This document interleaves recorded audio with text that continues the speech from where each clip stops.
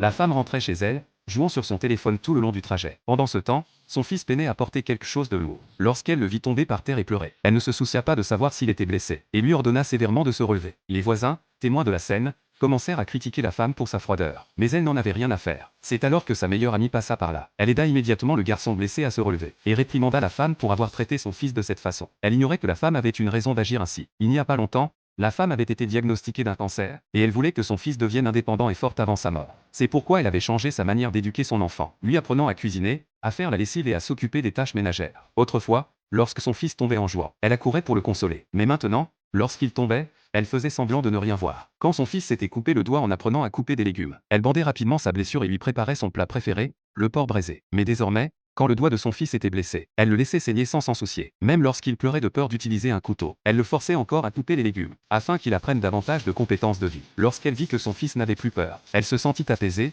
sachant que son défunt mari serait fier. Cependant, la meilleure amie, ignorant tout cela, critiqua la femme pour avoir fait cuisiner son fils à sa place. Alors que les deux femmes se disputaient, le garçon fit accidentellement tomber un bol. Entendant le bruit, la meilleure amie se précipita dans la cuisine, vit le garçon blessé et, très inquiète, voulut l'emmener à l'hôpital. La femme, cependant, fit semblant d'être indifférente, disant qu'une petite blessure pouvait être soignée avec un pansement, et qu'il n'était pas nécessaire de gaspiller de l'argent pour aller à l'hôpital. En vérité, après leur départ, la femme eut le cœur brisé en voyant les morceaux de porcelaine brisés sur le sol, mais elle ne pouvait laisser paraître qu'elle se souciait de son fils. Quand son fils rentra de l'hôpital, il vit que sa mère avait préparé son plat préféré, le porc braisé. Il pensa que sa mère l'aimait encore. Cependant, la femme lui dit ensuite de préparer le repas lui-même, car ce plat de porc braisé était pour elle, pas pour lui. La meilleure amie, en voyant cela, fut extrêmement en colère, et accusa la femme d'être une mauvaise mère. En effet, durant cette période, la femme avait non seulement obligé son fils à faire la lessive, mais elle ne lui permettait pas non plus de jouer trop longtemps. Quand son fils se faisait intimider par d'autres, elle ne prenait pas sa défense, mais le réprimandait au contraire pour son inutilité. Elle lui ordonnait ensuite de rentrer à la maison et d'étendre le linge, sans se soucier de ses blessures. La meilleure amie ne pouvait plus supporter la froideur de la femme,